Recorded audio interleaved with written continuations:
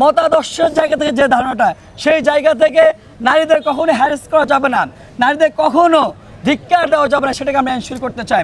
সর্বশেষ নির্বাচন কমিশনকে আবারও আহ্বান জানাই, ডাকসুর নির্বাচনের পরিবেশ সুষ্ঠু আছেন, শিক্ষার্থীদেরকে আপনারা হচ্ছেন অনুপ্রাণিত করুন, নিরুৎসাহিত করবেন না। শিক্ষার্থীরা নিরুৎসাহিত হয়ে 9 দিনের ছুটি পেয়ে তারা বাড়ি চলে যাচ্ছেন।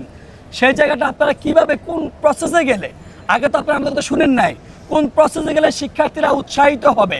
কোনো একটা গোষ্ঠীকে আপনি তার পার্সিয়ালিটি মেনটেন করবেন না, শিক্ষার্থীদেরকে উৎসাহিত করুন, শিক্ষার্থীদেরকে ডাকসুর জন্য ক্যাপাবল করে তুলুন, যাতে করে আবারও না বলতে হয় যে আমরা 1 বছর পর যে প্রতিনিধি নির্বাচিত হয়েছে আমরা প্রতারিত হয়েছি।